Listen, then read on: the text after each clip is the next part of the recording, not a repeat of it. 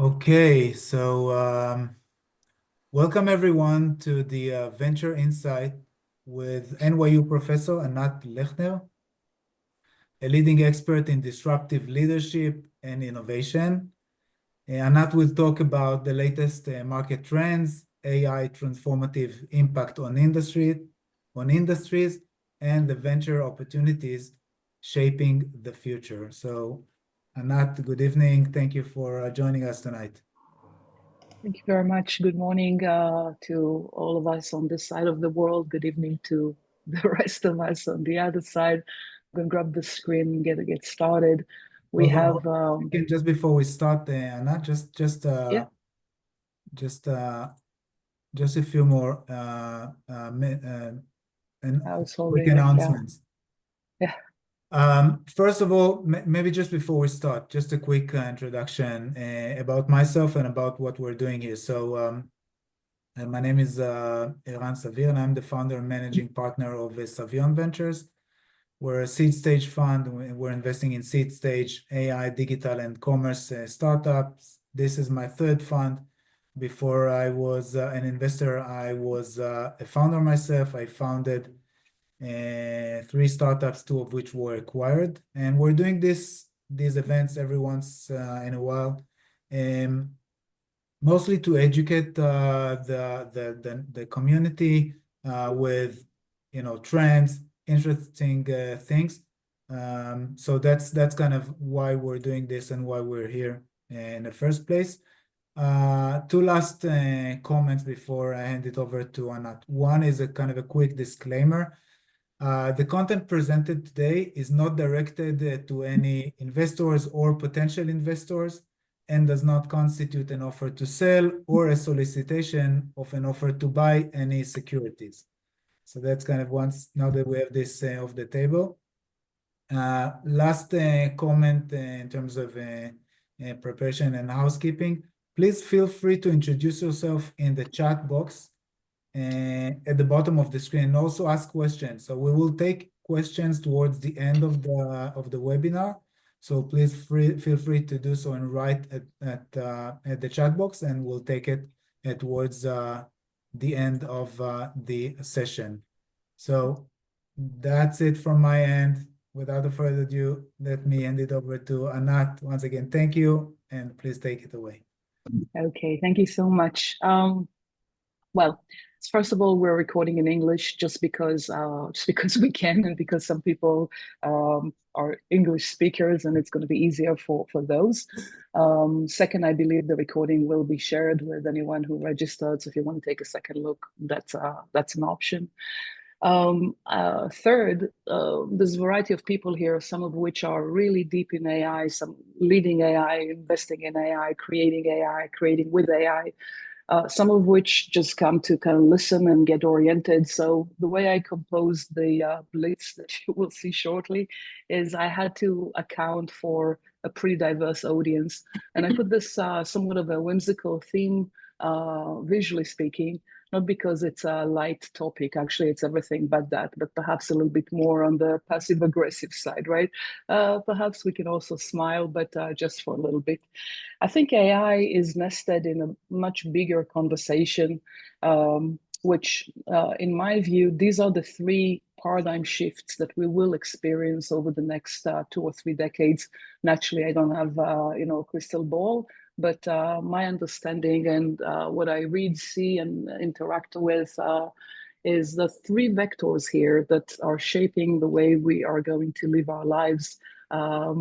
One of which is, of course, the geopolitical conflicts, that some of which we're knee-deep in. There's no need to explain. Technological breakthroughs that are coming our way really, really fast, and AI is a subset. If of course, AI is some sort of the mother of all technologies at this point, but it's not without support from digital twins and blockchain and IoT and whichever other. So there's about 10 or so technologies that are coming our way and interact and will shape and reshape things. And of course, we have a bunch of climate changes coming our way as well. And these three quite substantial paradigm shifts are shifting the way we are going to live. And so the conversation today is solely about AI, but naturally it's within that context. When CEOs are asked, how's life, what bothers you, and do you think that your business will survive the next decade, we get to see a really interesting and pretty grim, I'd have to say, picture. And what you see on the left side is the bar graph from 2023, and then the next is from this year. About 4,000 plus CEOs across all sectors, regions, size companies and all that, but at least a $1 billion company were asked, do you think your company will survive the next decade? And as you can see, in 2024, some 53% don't think that their company will survive. So I'm always looking at this data thinking, not fun to sit in the back of the bus of someone who's driving and doesn't think that they will arrive, so to speak, where the horizon becomes really short, and it's to do with a lot of uncertainty. When we dig a little deeper and ask what's the connection between this view of yours and say AI and Gen AI, generative AI, you get to see that when people reflect on the last year, that's the top bars, people started to work with Gen AI, try to figure this out. About 30%, 32% are already in this, which actually tells us that the tipping point has arrived, right? Anyone here that knows this concept of a tipping point, you know that you drive to the 30%, and from that point onwards, things are kind of gushing, actually. But they're not really impressed yet. But then we're looking at the next 12 months, you get to see the red bar now stretches to the right, right? People are saying we'll do a whole lot more of this. And the next 3 years, people think of Gen AI as completely transformative of their business. So there isn't a single Joe out there that says, oh, Gen AI, no, I'll pass, right? That's not an available condition. And the McKinseys of the world are telling us, this was a really brilliant article from McKinsey from June of 2023. They gave us some sort of a wake-up call, and they said, look, you thought that time is a friend? No, time is not a friend. You have to have a sense of urgency about this, because we collectively lost about a decade of adoption time. So if we thought that the LLMs, the large language models, will take time to adjust, to develop, to evolve, no, right? They are here and they are being trained really quickly. We lost time, so get on with the program. I'll speak about 4 things as deep and brief as I can. First, there is this notion of suddenly, AI is here, and it's very powerful, and the competitive space is shaping really fast. So, it's one of these things of, overnight success after 10 years in the making. Only here, there's been 70 years in the making, right? So, the technology has matured quite sufficiently to get to this commercialization application stage. Then there is a question on what's the adoption organizationally, what are the implications to companies, to leaders, to people that work there. We'll talk about ethics because it's a critical new front that's emerging. It's an exciting, difficult, important, absolutely critical, essential, existential new front. And we'll take a look at what's coming next and just make some preliminary observations. So AI is here everywhere all at once. People who know me know that I've been talking about this for at least almost a decade and a half, but that doesn't really matter. It's just that suddenly we all woke up, and the level of adoption that we get to see is high and higher. So from 2017 all the way to now, you get to see the upper bar. 72% of organizations are saying we have deployed AI, and sometimes Gen AI, in at least one business function. And you get to see the light blue bar shooting to the sky within a year. So, people are kind of trying, dipping their toes in the water. On earning calls, it's the same conversation. Ever since the open AI moment in October of 2022, when they first released the ChatGPT, what was it, 3 or 3.5, whatever the version was, everybody got on with the program, right? And it's just amazing to see the adoption rate. It's a wet dream for businesses to get to this adoption rate. As we know, viral is only Taylor Swift, I think, makes these numbers. So absolutely crazy. And Adam, everybody has to mute. And we kind of the 85,000 calls that IoT Analytics here analyzed, earning calls, are showing this intense conversation. Same with the Goldman calls on the right. Everybody's talking about this. When they do, The conversation is also interesting. So AI, Gen AI, different applications of AI had become most discussed topics. Of course, people are talking about war, depending on where you are in the globe and what's coming your way. I find also interesting, and I want to point to this, the upper left quadrant, where we talk about what's cooking. So it's small and growing in importance. People are talking about Anthropic and Mistral because finally the conversation about LLM is becoming more front and center for people. AI infrastructure, of course, open GPUs, the conversation. I think you kind of know. If you don't, then these are terminologies that are entering our lives, and it's not a terminology, it's a pretty big change. We get to see adoption in industry. So the maturity of AI is growing. And in the orange is where we were just 3 years ago across the different sectors, right? Of course, tech is leading. That's a no-brainer. But every sector is moving to the right. Every sector is showing adoption rates. And you can see, and those of us who've been in the space, we know that these adoption rates are super substantial. You don't get to see sectors moving 30, 40, 50, doubling investments within such a short period of time. So it's very substantial. And the use cases grow. This was a very bombarded slide, so I was trying to befriend this for you and just highlight for every sector what's going on there, right? So in the pharmaceuticals, for instance, on the top left, we automate drug development and we enhance drug discovery. And anyone here in the drug business, in the pharmaceutical business, to be more precise, you know what that does to development cycles and to budgets and to accuracy and to dealing with diseases that we couldn't deal with because there was not a strong total addressable market for them. Suddenly we can. So that's just insane. And with the quantum chip that's coming our way, as we know as of yesterday, this is going to go on steroids. Predictive risk in credits for the banking. Healthcare is doing a lot of recommendations and lifestyle adjustments and on and on and on. I spent yesterday 4 hours looking at some 12 industries, and it was just remarkable to see how much progress is happening in industries and how much money is being poured into this. Meaning the change is on and in a really big way.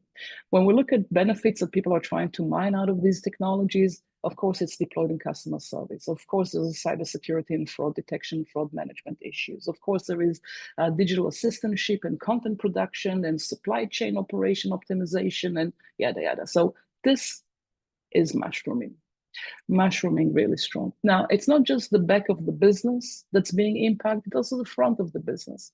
So the Joes, the 8 billion plus that we are, interact with these platforms. If it's Meta, if it's Google, if it's Amazon, if it's Apple, and I just chose these because they are very pervasive, as we know.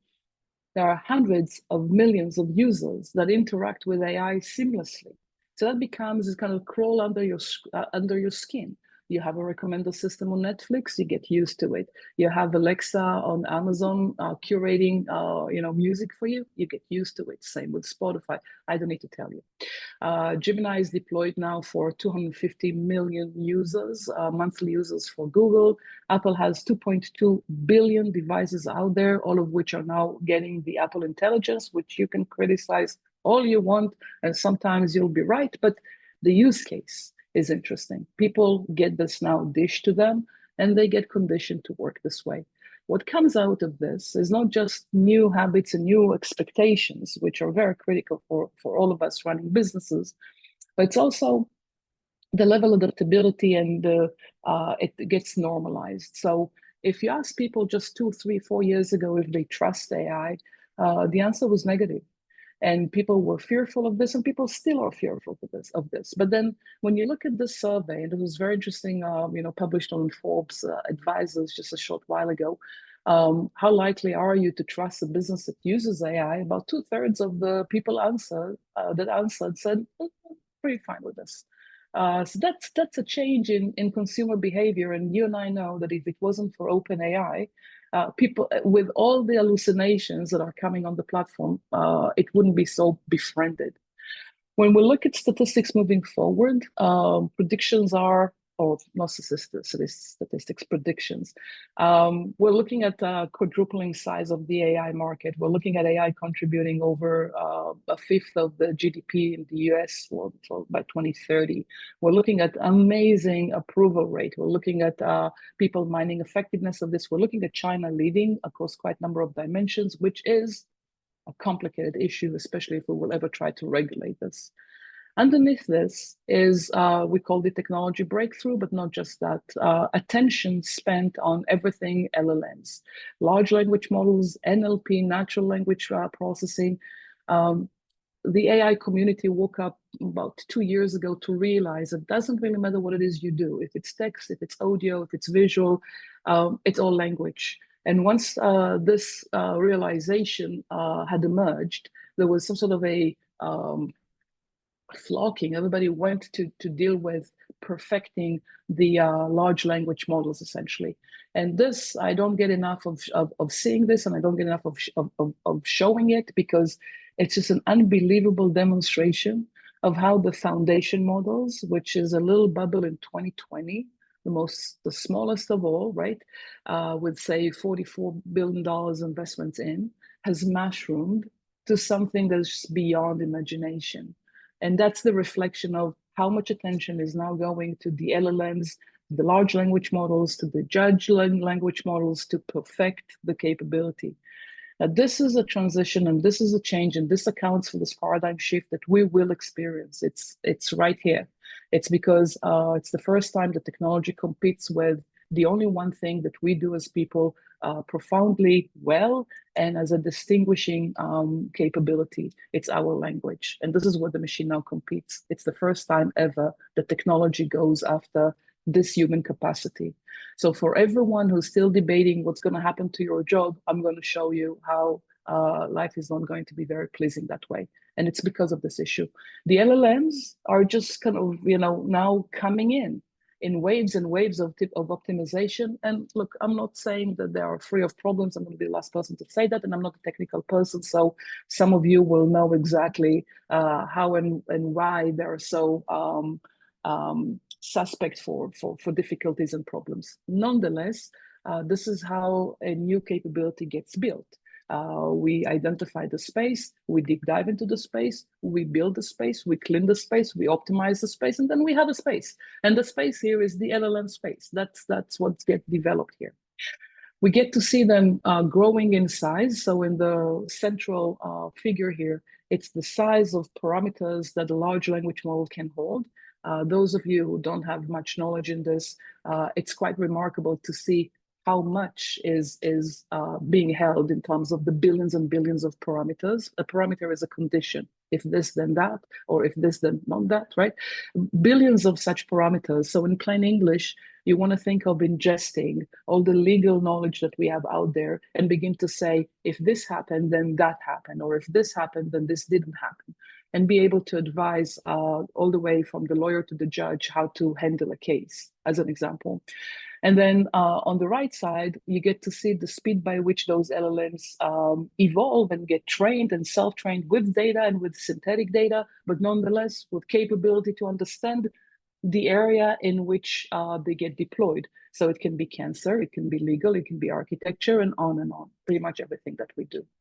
Companies understand this, and you get to see some heat map across industries between how much deployment we get to see now in the media and entertainment versus healthcare. And healthcare is one of these industries where, it's the first use case almost, because it's a no-brainer, right? Everybody gets sick, everybody needs help. We have difficulties with healthcare systems worldwide. It's sitting there waiting to be disrupted, and we have been disrupting it.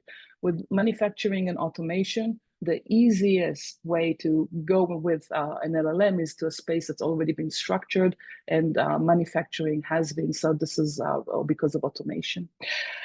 All the large language models that you can get from third-party providers are trained on data from the web, which is a big plus because there's a lot of data, but then also lack of relevance very often.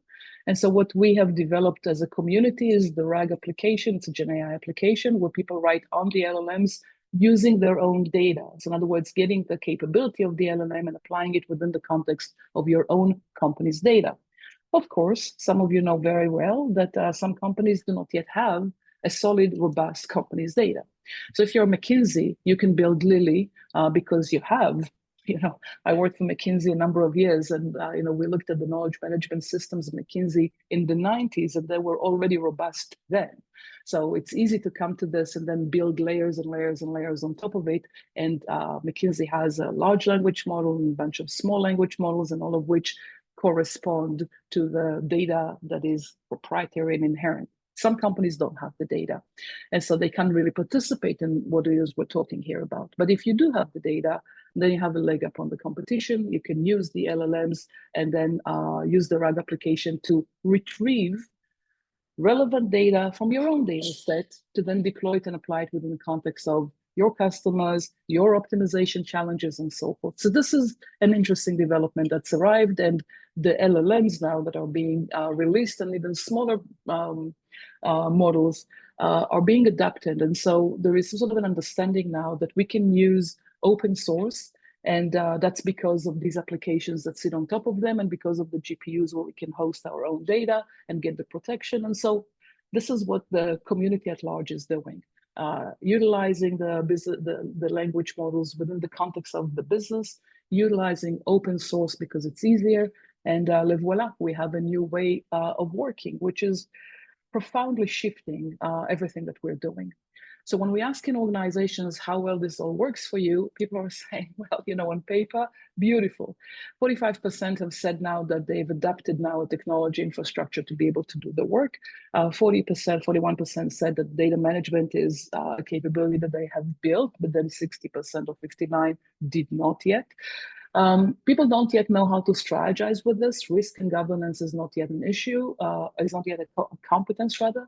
And then there is war on talent, but just this talent, the talent that can do this type of work, not any other talent. So fast and faster adoption is happening across all organizations. Naturally, it's in three areas. We have to learn to formulate our AI vision and strategy, which, as we said, only very few people have. We need to put an infrastructure that will develop the AI capability. And then, of course, we need to elevate the capability of leaders and everybody else to work with the technology. When we look organizationally, people are deploying AI so far for efficiency exercises because it's relatively easier. So augmenting the human, the workforce, speeding up processes, cleaning up processes, we get to see a lot of that. Customer experience comes second because at this point, we have much more data on customers than we have on anything else in the organization. So it's easier to work with the technology there.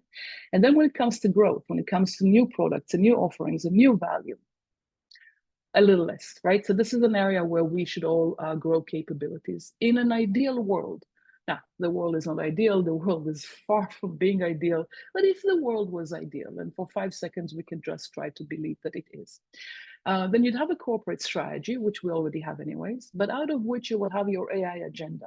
You'll say, okay, for this corporate strategy, with these objectives for the next 5, 3, 2 years, depending on your horizon, what's my AI play? Right? What's my AI vision? What do I need to achieve with AI? What problems can I solve with AI that I cannot solve otherwise? And that I can solve with AI a whole lot better with much greater value and so forth, right? What's the value pool? What's my value prop, right? Where is my value proposition? To whom? How is this differentiated from everybody else? And then what are the principles with which I work, all the way from security to transparency to legality and the ethics that wraps around this? This is in the central box here. And this is a place where organizations now attend to these issues because we haven't before. So you got to be able to accompany your corporate strategy with an AI strategy for the same reason that you'd have a marketing strategy underneath the corporate strategy. So it's the same kind of idea. On the right, everything IT and data management has to be come to a perfect level because garbage in, garbage out. So very, very often we don't yet have the data capabilities, the data culture, the data management and architecture in place. On the left, some people did not complete the digital transformation processes, so they wouldn't have data to start with. So this had to come to a level of perfection. And then at the bottom, we deploy. We deploy through use cases. We deploy through talent that gets to carry out projects. This is how we would want life to be. So this becomes some sort of a holy grail or a benchmark to achieve. We build Center of Excellence for Advanced Analytics and AI, so AA for Advanced Analytics, AI for AI, so that it hosts the capability within the company, right? So if you want to have some sort of a deployment, then who's going to run this show? Now we go from strategy to structure, and we structure for it. The Center of Excellence is sitting there to do the strategy and the use cases, to do the solution development, to do the enablement across the organization. It's pretty trivial, but you'd be surprised to know that not very many people still have a Center of Excellence for AI, although this is growing. IBM comes and then McKinsey follows, and they tell us that companies show adoption. 72% have put AI in one function. At the bottom, 8% of the sample size, about 1,400, 1,500 companies, have put AI now in more than 5 functions within their companies. In other words, HR, finance, supply chain, marketing, accounting, whichever other. And this tells you a story not about just the deployment, but the competence and the capability that the company has to have to be able to do that, which is quite remarkable. So in order to be able to get to this level of performance, you absolutely have to have a Center of Excellence in the back that supports that. So the Center of Excellence will be oriented by your strategy. So this, as you know, is how it works. Of course, money follows, and you get to see in the dark blue more and more investments, and then in the shades of blue, how much more money comes across all the sectors to support AI work. And then there's a question of who's going to lead this within the company. So you put a Center of Excellence, who's the chief? And we've seen here, this is a PwC study that was actually quite interesting. They looked at 2,500 public companies by market cap, so the largest across all sectors. And they asked, who's chiefing AI for you, or data, or both? And they looked at this position of the CDO, the Chief Data Officer. And so that anytime a chief data officer was deployed, with one exception, which is consumer services at the bottom, but anytime this happened, the growth of the company was on the positive side versus competing companies that did not deploy CDO position and did not enjoy growth at all. It was quite remarkable of a difference. So nothing is ever having this level of causality in organizations. You can never really say that because A happened, then B happened. But no causality, but correlations, right? So we get to see high correlation between the CDO arrival and growth. And you know what?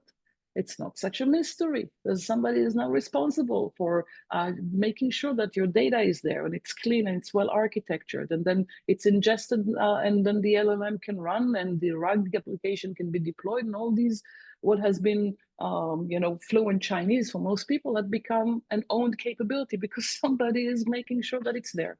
So it actually isn't such a big revelation, but it's quick. It's a curious case that there's still enough people that don't have that position in their companies. In a place like Saatchi & Saatchi, which you would know to be one of the most successful ad agencies in the world, the head of Gen AI, so the person that is their CDO, so to speak, is not an IT guy. It's not somebody who came from technology. They actually took their chief strategy officer and they said to him, and it was a man, please own AI for us, and especially Gen AI. And this is because they realized that in their business, Gen AI is one of the most, if not the most, strategic capability that they can have. The head of strategy became head of Gen AI and not a technology person. You can see in what's highlighted here, the type of work that this guy is doing, from steering the strategic direction to establishing and sustaining the ecosystem for Gen AI and so on and so forth. So this person kind of presiding over the entire application. Meanwhile, the people, the you and I of the world, are now in an adoption mode. So everybody is using ChatGPTs. That's not much of a surprise. We get to see IT still ruling in terms of the use case, but then marketing underneath it, and human resource that once upon a time was this function everybody wanted to, what shall we say, bitch and moan about, suddenly has become a strategic partner. And that's the only way human resource can become a strategic partner. So IBM wrote the Bible on how to AI your human resource function. If you want to take a look, it's a remarkable work, and had become the most important strategic partner sitting to the senior management table. But function after function after function have gone through adoption, and the adoption rate is actually quite high. Now, executives out there talk a good talk, right? They say, yeah, we have to have it. Yeah, we deploy. Yeah, we buy. This is like talk is cheap. But do they train people? Which the answer is no, not yet. All this discussion about upskilling and reskilling is not yet a thing. So we, the people of the world, say, you know what? Don't train me. I don't care. I'm going to self-train. And the reason for this, and this is this quote here from some 12,000 professionals out there, is that we understand that we have to have know-how, tools, capabilities that are AI associated. We understand this. Every Joe out there now understands it. I was keynoting last week for one company, and the person who's introducing me is talking about how they have a 7-year-old at home, and every homework pieces she gets, the first thing she goes to is the chat GPT, magic to see. So we all get it. McKinsey now shows here 88% of the non-technical employees doing Gen AI work, so self-taught. And you'd say, okay, beautiful. We all gone on with the program, but there is a problem with that because sometimes, customer data gets leaked out, or sometimes some secrets are sitting now on ChatGPT available for everybody to see. So it's not so brilliant that people took the reins. Meanwhile, when we look at the numbers that are coming so far in terms of AI ROI, return on investment, private or institutional, we get to see productivity rates increases. We get to see better quality of work, improved customer engagement, revenue is improving, employee satisfaction, because it's a little bit like magic, right? You write something, the AI completes it. You want an image, you know how this works, right? So people are still quite jazzed about it. But as is the case with everything, nothing is ever just great. So we get to see the dark side emerging, and the dark side is so far in its impact on the workforce. Accenture says 40% of our working hours can be completely automated over the next 6 or 7 years. So everybody looks at 2030 as their mark. McKinsey looks at 70% of the working hours. Goldman says 2/3 of positions can be completely AI'd. Now, Goldman is sitting there tentative. They're not saying we're going to see massive layoffs, although we say that. But they're saying, oh, we will see. But you and I can do the math. If I take 70% of the work you do and I put it to the machine, some of us can work on top of it and become so much more creative because all the mundane work disappeared and it freed us time and we will generate new value. I think we can all agree to that. But is this the fate of everybody, or is this the fate of the majority of people? That is to remain to be seen, and perhaps a question for now. And there is this idea that's called the exposure to the LLM. So every occupation, if you're an engineer, if you're a legal guy, a management guy, whatever you are, right, has some level exposure to the LLM. Can the large language model come and take pieces of the work and at least optimize it 50% beyond what you can do alone? So how long does it take me to put this deck? How long does it take me to retrieve data? How long does it take me to grade students' work? Which, if you are in that business, you want to kill yourself 5 times every time you need to grade someone's work. It's like so boring and difficult. Sorry, it's on tape, but it's true. So now, the machine can come and support and help and infuse some capability that way, and takes time away from the time spent on something that is perhaps mundane and redundant.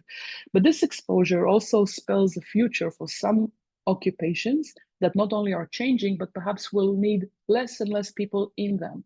And look at the list, is from the lawyer and the judge and the mathematician, the school teacher and the engineer, all the way down to the educator and the manager. And everybody is looking to the right, not politically, but in terms of how much automation is coming to replace pieces of their work. So that suggests a few scenarios. Maybe we'll have less people working. Maybe we will need to rely more on the few experts that we do have, but we will have difficulties onboarding new people that are just coming out of college. Maybe we will need to become so much more entrepreneurial to create new value. Maybe we will see massive layoffs, maybe all of the above. So far, the numbers are not encouraging in terms of predictions. People predict at least 400 million people going home over the next 5 or 6 years, and about 97 million new jobs coming in. So we're still in a deficit mode. Google already is replacing some of their human stuff with AI. We already see that. So this era of automation is already here. At the bottom here, you get to see the computer and mathematical occupations also having this exposure. We thought until yesterday that these are the people that have now guaranteed life employment because they know how to architect data sets. Apparently, the answer is no. So even in these professions, you will have to be really good By really good, I mean excellent. By excellent, I mean superb. By superb, I mean celestial, to be able to have work. Here are the numbers for the IT section. First time we see an uptick in laying off of IT workforce. So that's really interesting. This was envisioned by Ray Kurzweil years back, where he came with this idea, prediction that by 2029, human intelligence and machine intelligence will come to the same level. This has been in conversations for a while, because machine will augment you first. So say you go to your car, whisper to Waze where you want to go. Waze took off this mundane work of navigating. And then the machine assists you. So we're still at level 2 autonomous cars, but the machine always knows to also already knows, is what I'm trying to say, to pull the brake when it's needed and so forth. And then, of course, machine can run autonomously, at least in certain cases, still clumsy in a clumsy way, but nonetheless, it's here. So this Ciao Bella moment, where machine says to you, you were a driver, but I no longer need you in this capacity, is coming our way. And if you're just driving for fun, it's one thing. But if you're driving for a living, because you're a bus driver, you're a truck driver, you're an Uber driver, then you're no longer driving for a living. And in the US alone, there's about 4 million people who drive trucks. We get to see over the next decade the movement again to the right. Machine comes to replace. Machine comes to replace. This is an issue. 75% of Americans are sitting there biting on their nails thinking, what am I to do? What's my future? How am I raising kids in this environment? What am I to do? This is true in legal. This is the legal value chain. As any aspect of this value chain has been thin sliced, and now we're optimizing it with AI. If it's before litigation, if it's the discovery process, which was very laborsome and no longer so much so, if it's appeals post verdicts, the machine is here. Same happens at cancer, not very far from here is Sloan Kettering. We've done so much work there to learn cancer and to put AI on top of it for diagnosis, for early discovery, for drug development, for patient plans, so on and so forth. F-16 now are being flown with AI. The Secretary of the Air Force was sitting there just to kind of have, warm body in the cockpit, but that was like hands off. It took off, it did the maneuvers, it landed, was all AI-enabled flight. So the future of defense, that absolutely scary, by the way, is there. 45 seconds is what it takes to build this Tesla car. It's not pure AI, but there's been a lot of that in the back. And that's true also to the creative spaces. If you're a perfumist, a musician, an artist, and trust me, I can take you to any one of these corners and show you how the work transforms completely. The perfumist work, just so you get a sense, there are about 3,000 perfumists in the world, and most of them are no longer needed, if you can imagine that. And if you go through the details of this example, you will see how IBM, of all people, retired this Joe, who I know personally, who was sitting here at IFF, International Fragrance and Flavors, and is cooking perfumes for J-Lo and others, Jennifer Lopez. This is the guy that is being retired now by machine, because machine identifies perfumes now a whole lot better than the person. Such a creative job, gone. Some of us saw Sora in action, so you kind of know how they take here gold rush images that were just fainted and brownish, and from 100 and 200 years ago, and they now created a full video on an experience for us, which is just absolutely crazy, because none of this existed, but now they animated this for us, and it's so vivid, all done by AI. Sequoia published this very good report a couple of years back. Text, code, image, speech, video, 3D, other, all the things that machine can now do, and machine becomes better and better. And I remember reading this thinking, what do I know to do? Not much. What do I know to do that's different? Nothing. It hits sometimes the highest earners in society. If you're a judge, if you're a lawyer, if you're a business owner, if you are a professor for business management, you know what? Those people in the highest quantile of income might lose their job. This has tax implications. We're not going to go into this.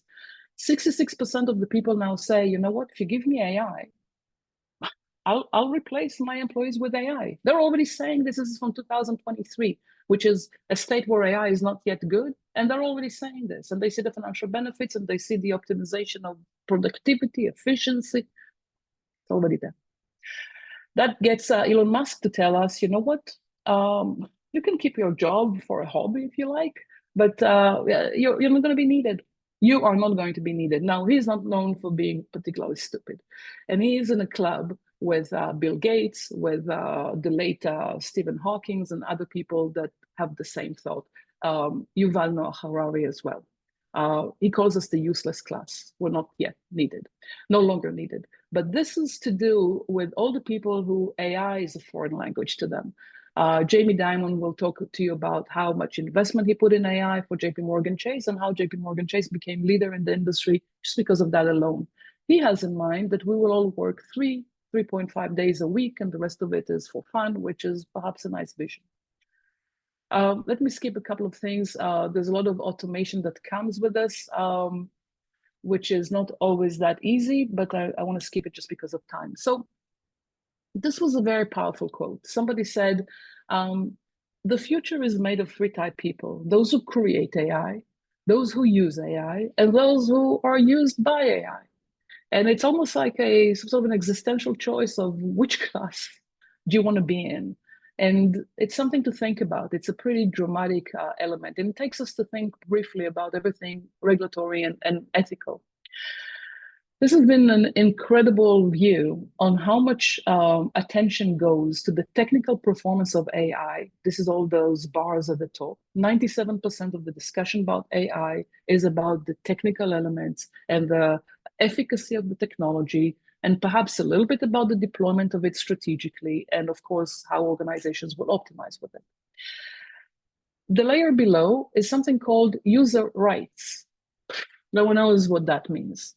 There's now a new concept, the undiscoverable, or the undiscoverable and newly discovered user rights. Do you have rights that are yours because we've used you in the AI? And then, of course, ethical principles, which you can see 1.21% of the discussion is on this. Meanwhile, ethics and user rights are as important as the technology, but somehow they've been gone. There's been a lot of warnings about AI terminating us. There's like, no one stops. The AI doesn't stop. If you double click on the Time magazine here and on what Stephen Hawking talked about, not a pleasant view. So AI ethical, human rights thinkers gathered, experts, and they spoke about the lack of transparency of AI. We don't know why AI made a decision, we have no idea. Lack of privacy, discrimination and biases. I'll show you some examples. Loss of human decision-making because the AI makes a decision, misuse of data, accountability problems. We don't have enough insight and ways to control and govern.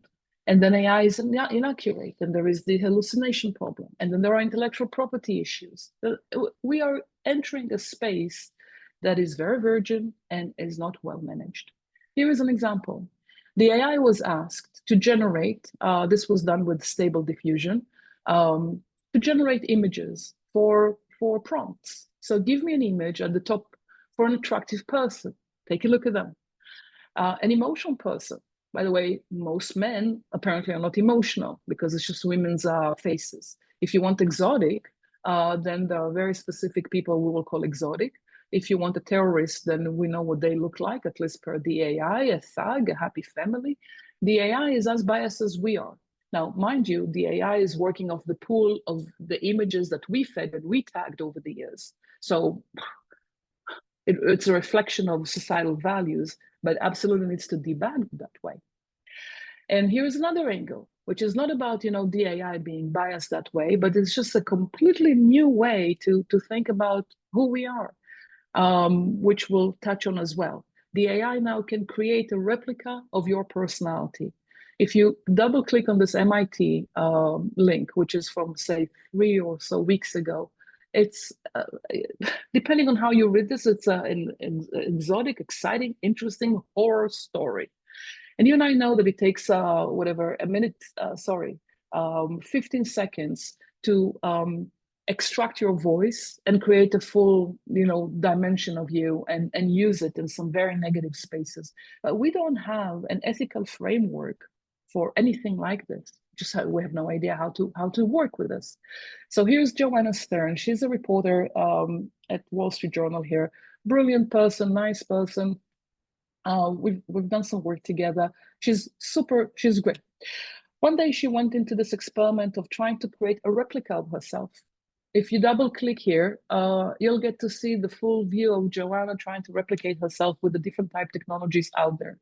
She recorded her voice, she recorded her image. She's used Synthesia, which is a very nice AI application for that. And she now showed up in her, what shall we call it, replicated self, the mini me, to business meetings, to call her bank, to unbelievable. Now, some of her tests failed, but some of the tests succeeded beyond belief. Sometimes you need voice recognition to get to see your bank account, the voice biometrics, passed, okay? Just as an example. So this plays, and it's really, really interesting to see that. When we talk about AI ethical agenda, we want AI to be fair. We want it to be reliable, private, inclusive, accountable. You know what? These are great words. These are great aspirations. It's just that if you take all of us and you sit us through 5 years of conversation, not months and not days and not hours and not minutes, on what is fair, you will see how difficult it is to gain consensus that is cross-cultural, cross-industry, cross-age on this notion of fairness. So when we talk about the AI being fair, yeah, that's the aspiration, but we don't even have a concept of what fairness is. That's a very murky, difficult territory. Meanwhile, Microsoft decided they will try to tackle this. So they worked for, I want to say about almost 2 years to develop their ethical AI manifesto. I came across the person who had this team in Copenhagen last year, and she took me through all the inside story here, which is kind of super interesting on how this gets built. It's a company that has to reflect deeply on what does fairness means to them, what does accountability with AI means to them, what transparency, how we put explainable AI so that people understand why AI made the decision it made and so forth. But the beauty of this is they created the manifesto. It's clean, it's clear. You can hit and play the videos. There's explanation. There is a barcode you can scan and go to the website. It's great work. So they had become a benchmark, and Google has done the same work, and they too had become a benchmark because we're in the land where no one has done anything substantial this way. So they have advanced the conversation quite a bit. Meanwhile, legislative bodies through countries and countries around the world are bombarded with all sorts of AI-related laws that they have to approve. But the problem that we have is we don't have we call it the ethical framework within which to consider all of that. In Congress, there are about 120 AI bills waiting to be screened through and decided on. We're looking to protect human rights, from privacy to non-discrimination to freedom of expression, all of which AI intervene and interfere with. Transparency and accountability of the AI. You didn't get a loan, you didn't get a job because the AI looked at your resume. We want this transparent, we want accountability. If the AI made a mistake and somebody was denied a surgery. Just the other day, as you know, some 30 blocks from here, somebody paid with their lives for AI making maybe the wrong decision or not allowing someone insurance. We want the ethical standards that we spoke about. We want inclusion of civil society in this. There's a lot. It's a high toll. And then the UN, our friends who are, what shall we call them, not on tape, are trying to advance the agenda so that there's going to be some sort of global inclusive governance. Anyways, the aspiration is there, but the fact that, say, China leads with everything AI, and the fact that AI now entered the defense. AI is not just for saving us from cancer. It's not just to optimize our legal pursuits. It's not just to invent a new material or a new drug. These are all great use cases. When AI goes into defense, and you get to see, and yesterday on the MIT review, there was the new drones that are coming with AI. And just an hour ago, there were all the new drones that were found now in the airspace in New Jersey, where I take off I have no idea how many times a year. And God forbid what happens when an armed drone attacks an airplane. We don't have a way to go with this. So the point with this is this: we have actors in the world who are not interested to pursue the legality and the ethical framework that we will try to impose. It's a complicated issue. Where does that leave us? For one, we got to get on with the program. There's no negotiation now. Time is not your friend. If you didn't digitize your business. If you didn't invest in the technology, I'm not sure what you're waiting for. If you haven't upskilled your leaders, please.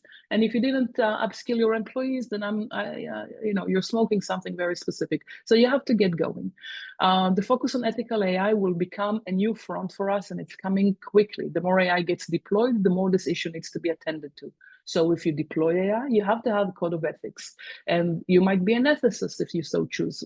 I don't care how you'll get it, but you have to have a code of ethics. You have to have employee bill of rights. Employees have rights for their IP, for their working hours, and just rights generally.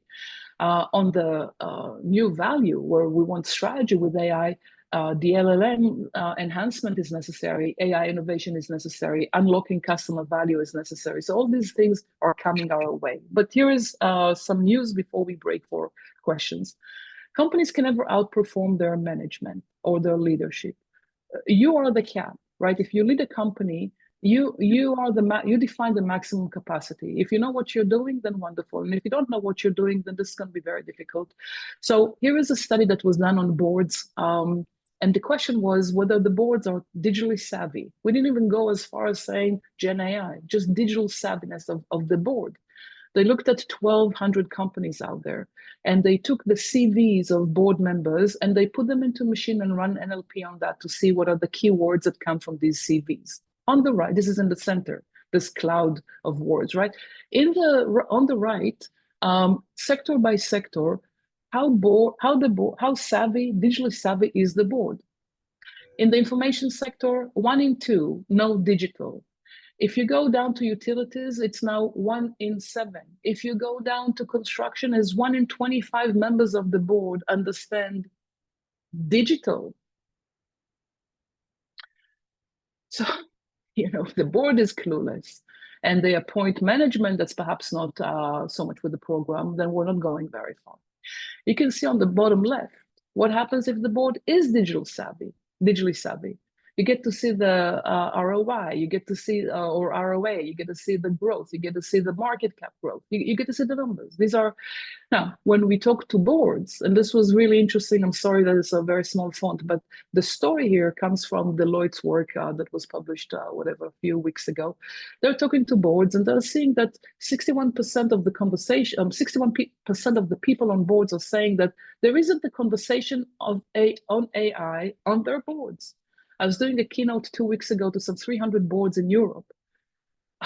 The reason was people don't talk about AI. What are you talking about if you don't talk about AI? This is the most important conversation. That's the future of the company.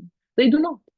And 80% are saying that they don't have the terminology, the know-how, the conceptual capability to talk about AI. That's why they don't talk about it.